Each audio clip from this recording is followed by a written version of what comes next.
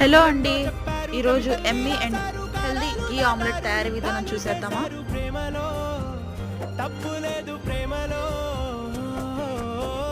వేల వేల వెన్నెలంత నీదవాలి వెలుగునంత మోయమంటే నేను ఎంత రెరే